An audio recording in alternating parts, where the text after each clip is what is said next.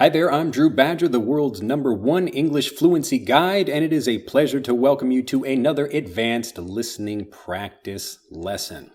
Well, in this video, what I'd like to talk about is motivation and how you can motivate yourself to improve and why motivation is such an important thing. And I'd also like to share a story that I talked about with my newsletter subscribers, so you can learn more about that. All the people that become newsletter subscribers after they take our fluency test at EnglishAnyone.com/power-learning. So you can learn more about that, or just click on the link in this video or on the link in the description below this video to learn more about that. But newsletter subscribers are people that get more specific information. They want to have even more to learn with and more specific things that, when I'm speaking about things in videos like this, I really want to get more specific and just give like lots of really good information about how to get fluent. So I give that to students or a lot of other teachers actually that want to learn more about how to become an English fluency guide in those lessons. So as a free newsletter subscriber, you can receive that kind of information. Anyway, recently I was talking with newsletter subscribers about this particular story about motivation in general, and people enjoyed it so much I thought I would make a video about it for other people to enjoy here on YouTube. Now, I want to talk about motivation in this video because it's such an important thing, and it doesn't matter whether you're talking about getting fluent in English or becoming an entrepreneur or learning to do anything that requires maybe longer than 5 minutes to do. So you don't really need much motivation to tie your shoes. You understand how to do it, you follow the steps, and then you do that thing. But something that takes more time, like going to the gym or learning to play a sport or an instrument, you have to be motivated to do that thing. If you don't want to do it, even if your parents are telling you to play the piano or do something, you're not going to be excited and want to pursue that activity. So what I wanted to talk about, and the thing that I brought up in the lesson, was comparing fluency to getting out of debt. So I thought I would talk about that story as well. Because it's very similar to my own philosophy, or almost exactly the same, but just in a slightly different area. So this one is about like removing debt and becoming financially free, as opposed to just learning to become fluent, like you would learn to become very good at a particular instrument. So this was an email that I sent out not that long ago, but I was talking to subscribers about how motivation is such an important role, and like that it was a really interesting story I discovered recently as well about another person. I forget the guy's name, but he's a personal finance guru. So a guru is just a person that is like an expert at a particular thing. So this is a personal finance guru, and he was giving people interesting advice about how to get rid of credit card debt. So if you do have lots of debt, this might just be an interesting video for you anyway. But so he was talking about the kind of typical information that you might get from a financial planner. Says that you should remove or pay off. So this is the phrasal verb to remove something, or to if you have like a debt, maybe you owe $100 to somebody, to slowly pay that down or to pay that off.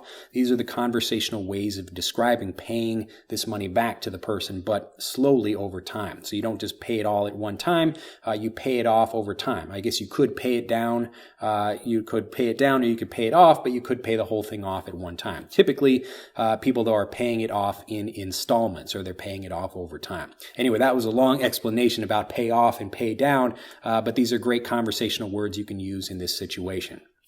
Anyway, what a typical financial planner would recommend you do is, let's say you have two debts. The first one is for $100 and the second one is for $1,000. So you've got two different amounts, but the $100 debt is only, maybe you have a 5% interest on that, and the $1,000 debt is like 200% interest. So something really ridiculous.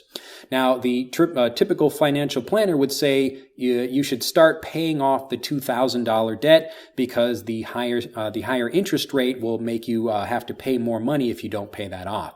But the tricky thing about that is that, let's say you can only spend like $10 a month. So you can only pay off the $2,000 debt $10 each month. And I know that's not very much money, but that's all you can do. So if you're paying off that one, it's going to take you a really long time to pay off that debt. And you'll still have that other debt, the $100 debt, that you could pay off as well. Now, what this guru is talking about, he recommends the opposite, that it doesn't matter about what the interest rate is because your mind doesn't understand the difference between a debt that's $1,000 and a debt that's like $3 million. Your mind just understands you have two debts. So this is kind of the way the mind works. It's not really thinking about like, okay, this debt is larger than that debt. It's just a debt is a debt to your mind. Now, you can think about it logically and think about this debt is worse or a bigger problem just because it's more money and it has a higher interest rate. But in general, your mind isn't thinking about it that way. Your mind just is counting the actual debts. So what this guru is recommending is that you pay off the $100 one, because when you do that and you remove that debt, then you've removed a single debt from your mind. And that gives you much more motivation to pay off the second one. If you're trying to pay off the more expensive debt or the higher amount of money first, you're going to lose motivation because paying that money off is such a slight thing. When you're paying off like a $2,000 debt, $10 every month doesn't feel like anything. So it's very demoralizing and demotivating instead of motivating.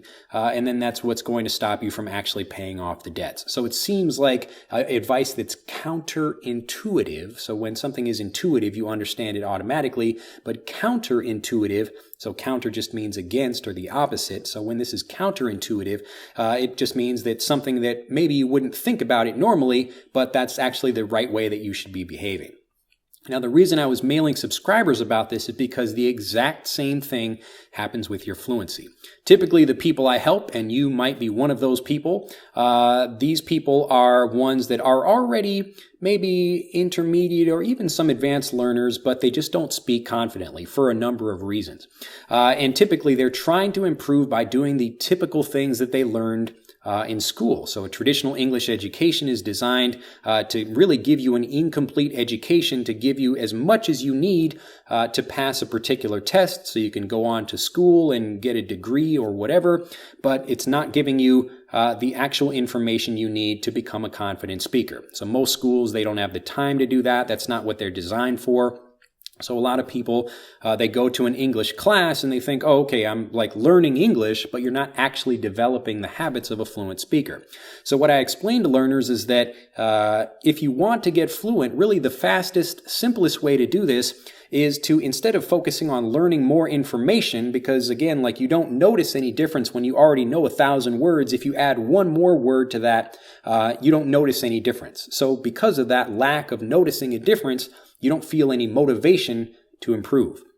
So what you have to do instead, if you want to get fluent quickly, is to think about the fluency habits you have and how each one of these works together to produce your overall fluency. Now, in the case of paying off debts, the analogy here, or really the same thing in fluency that this guru is describing about removing debt, we're talking about the weakest fluency habit that you have, and if you can improve that even a little bit. So like as an example, maybe you don't know any conversational words that help you sound much more native.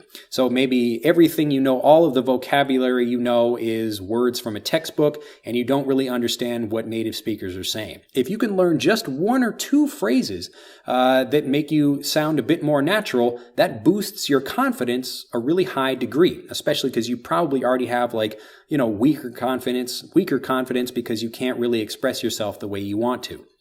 Now again, each of the 7 fluency habits works together, but these are the kinds of things that if you focus on the weakest one, seeing improvement in that, the improvement in your weakest fluency habit is going to be something obvious that you notice, as well as something that other people will notice as well. And this is the thing that will give you much more motivation to improve all of the fluency habits. And like a chain, each of your fluency habits comes together.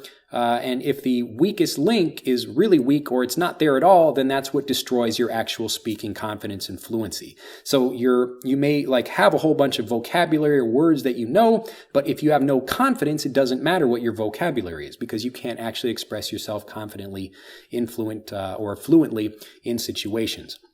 So what you really should be doing is focusing on the weakest habit in the same way that a person trying to get out of debt would focus on their lowest amount of debt. Whatever that debt is, you focus on getting rid of that, and that gives you the motivation to tackle more difficult things. So in thinking about that idea, what I'd like you to think about is something I talk about the English fluency habits. just think about what you really struggle with. And I actually had a learner mail me recently and was asking, how do we know what we struggle with? And typically, if you take a moment and think about it, you do know when you're in a conversation what you're really struggling with. Is it that you think and translate in your head before you speak? Is it that you actually don't understand what the other person is saying because they're speaking too quickly or their pronunciation is difficult to understand? There are lots of reasons why this happens, but if you try to listen more to that and you try to feel how your body is feeling when you're in a situation, if even before opening your mouth you're already feeling nervous, then you probably just have a confidence problem. And this is something just like all of the other fluency habits you can improve with just a few simple tips and a few techniques that if you do improve these things, they're going to help you improve and see much more improvement in your overall fluency. So just like that financial guru, think about what your weakest fluency habit is and how you can improve that, and continue to think more about always kind of that your brain needs that motivation more than anything else, especially when you're in a situation like wanting to get fluent at another language, or you're trying to improve something like learning a sport or another instrument. Anyway, I hope you have enjoyed this lesson. If you have, do click that like button and become a subscriber to the EnglishAnyone.com YouTube channel, and tell maybe like 2,000 other people about this video, just because it's an important video not only for learning English, but for life in general. So whether you have debt or no debt, harnessing the power of how your brain works is really important for achieving anything in life, because you're understanding like, the brain doesn't understand logically, like the right part of your brain anyway. You've got kind of the left half and the right half, and your right brain is just, it's like seeing the world in pictures. It doesn't understand logic in the same way that your left brain does. So when you're talking to your right brain, you have to use pictures and kind of motivate it to do something in the same way that maybe like you want to motivate yourself to get fluent, or you want to motivate yourself to become proficient at some kind of instrument. All of these things have to do with tricking your mind, because your mind doesn't understand logically that like this task is more difficult than that one. It just understands like task 1 and task 2. So if you can talk about how you can get it, making it easier for you to perform a task in general just by tricking your mind that way, that's going to get you to perform even more difficult tasks and give you the motivation to do that. I hope you have enjoyed this video. Again, click that like button if you have, and I look forward to seeing you in the next video. Bye-bye. To continue learning, click on the link in this video to download Speak English Naturally, our free guide to speaking and sounding like a native English speaker. The guide reveals the 3 most important kinds of conversational English you must learn if you want to sound native, and will help you experience instant improvement in your fluency and speaking confidence. To download your free guide on a mobile device, click on the link in the upper right of this video. To download your free guide from a computer, click on the link in the lower right of this video. I look forward to seeing you in the guide.